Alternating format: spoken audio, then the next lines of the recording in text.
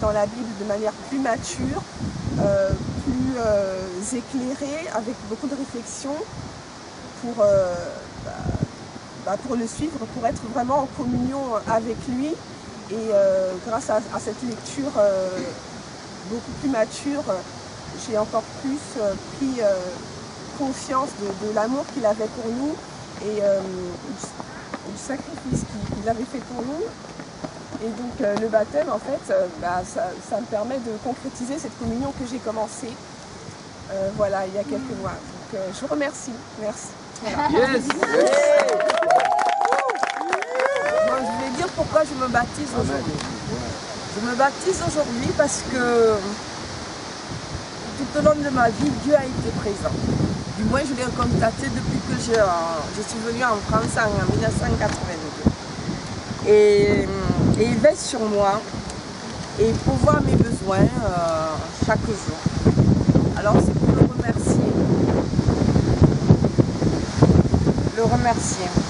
Je remercie mon Seigneur, mon Maître et Sauveur, car le prix payé à la croix pour me racheter de mes péchés est considérable et je ne peux pas l'imaginer. Alors merci Seigneur. J'ai trouvé pas autre manière que de remercier Dieu en me donnant son Fils dans le baptême. Yes. Bon, je veux aussi renaître de nouveau, me battre parce que pour que beaucoup d'âmes viennent en Christ. Je suis sa servante. Aujourd'hui, je suis reconnaissante à Dieu de tout ce qu'il a fait dans ma vie. Mon espérance est d'entrer dans ma destinée. C'est que Dieu a réservé pour moi.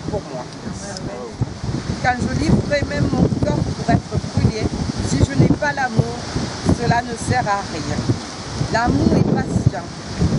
Il est plein de bonté. L'amour n'est point envieux.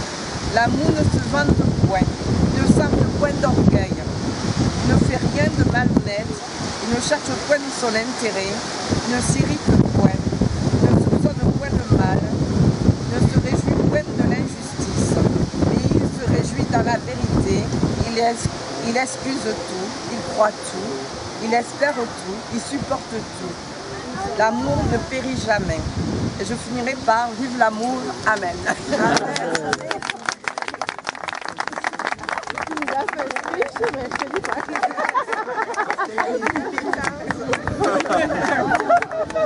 Ah là là, petit prédicatrice. Témoignage contre vents et marées. L'amour. Alors, je suis d'une famille musulmane, père musulman, mère musulmane, dans une île musulmane qui s'appelle Mayotte. Il y a quelques mois, j'étais musulman, j'habitais Dijon et un jour il y a un monsieur qui est venu chez moi pour faire un devis pour mon déménagement à Toulouse. Il a fait son devis et on a commencé à parler religion. Parce qu'il me parlait, mais c'est comme s'il me récitait la Bible, c'est comme s'il me parlait, enfin il prêchait quoi. Alors que normalement on devait parler normalement. Et je lui ai demandé, vous êtes chrétien? Il m'a dit oui. Et j'ai dit, ça s'entend votre manière de parler. Et là, il m'a dit qu'il était musulman comme moi, mais qu'il s'est converti et tout. Et là, je me suis dit, cet homme, il est perdu. Parce qu'il avait la vérité, il l'a laissé pour aller dans autre chose. Parce qu'à l'école coranique, on nous apprend que à chaque fois qu'il y a un nouveau prophète avec un nouveau livre, c'est comme s'il supprimait celui qui était avant. Un peu comme quand Jésus est arrivé, un peu comme s'il avait balayé l'arrivée de Moïse un peu. Donc Mohamed, quand il est arrivé, il a un peu supprimé tout ce qui était avant. Et il m'a dit que je me trompais et tout, on a parlé. Et avant qu'il parte, il m'a donné quelques trucs, quelques liens à aller voir sur internet pour que je lise quelques témoignages, pour que je vois des choses et tout. Et j'ai dit ça me tente pas trop. Mais quand il est parti, sur le mois j'ai fait le dur, j'ai dit non, j'irai pas. Mais après quand il est parti, je suis allé voir. Et j'ai vu des trucs, ça m'a interpellé, mais sur le moment je me suis dit bof. C'est rien, c'est peut-être des mensonges et tout, j'ai pas pris. Mais ça m'avait laissé un doute, alors que moi j'étais dans l'islam à fond. Je faisais la prière, je faisais Ramadan, je lisais le Coran, je faisais tout. Et j'avais quand même un petit doute et tout. Et elle m'a laissé sa carte de visite. Et moi le lendemain je l'ai rappelé pour lui dire j'ai appelé mais en fait je ne sais pas pourquoi j'ai appelé. Et il m'a dit bah déjà c'est une bonne chose que tu aies appelé. Et plus tard tu comprendras pourquoi tu as appelé. Quelques temps plus tard je suis arrivé à Toulouse. J'ai pris connaissance avec Stéphane. Il m'a suivi, il a été là. Et grâce à lui, j'ai découvert une autre vérité sur Jésus que je ne connaissais pas. Parce que Jésus c'est bien, mais bon, dans les armes de Jésus c'est bien, mais bon, il ne faut pas suivre. Et puis il a tout changé. Il m'a mis une autre facette de Jésus que je ne connaissais pas, de Dieu. Il m'a dit comment il fallait prier, il m'a passé un livre, j'ai lu le livre, j'ai lu comment faire des prières, le baptême, pour se lever tôt aussi, des trucs comme ça. Et là, sur le moment, j'ai su qu'il fallait que je me fasse baptiser. Et en attendant, j'ai vécu quelques trucs et tout, on va dire des trucs simples, mais pour moi qui sont comme des confirmations, comme un peu des révélations. Et voilà, aujourd'hui je me suis décidé de faire mon baptême pour m'engager avec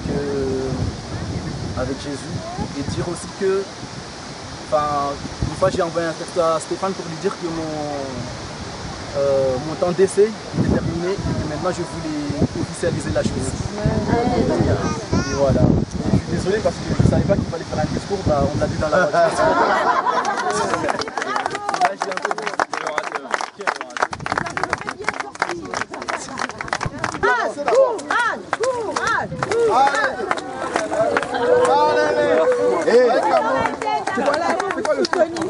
Est-ce que tu crois que Jésus est le Fils de Dieu?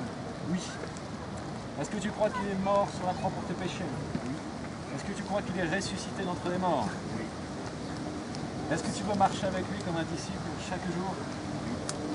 Alors tu as le droit de boucher ton nez si tu veux, et sur la base de la confession de foi, nous te baptisons au nom du Père, du Fils et du Saint-Esprit.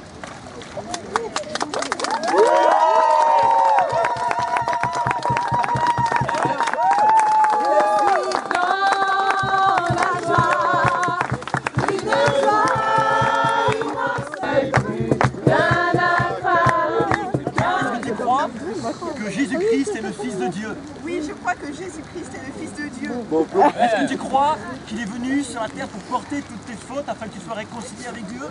Oui, je crois qu'il est venu sur terre pour porter toutes mes fautes et réconcilier avec Dieu. Est-ce que tu crois qu'il te donne la vie éternelle? Oui, je crois qu'il me donne la vie éternelle. As-tu décidé de t'engager à le suivre tous les jours de ta vie?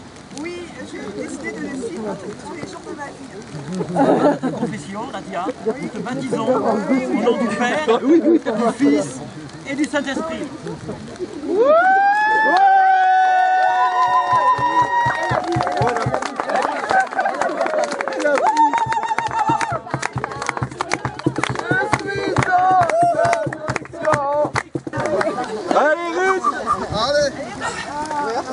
Là, ne tombe pas le corps.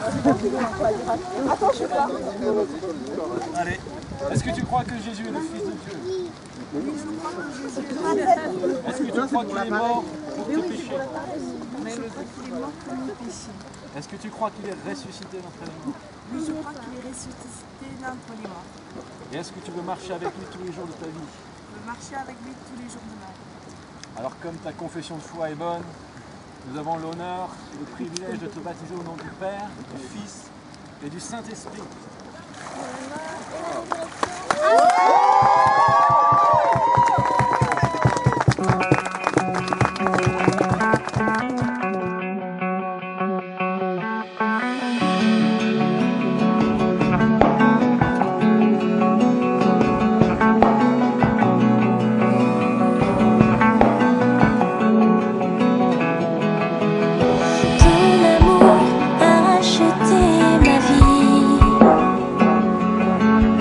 Ton esprit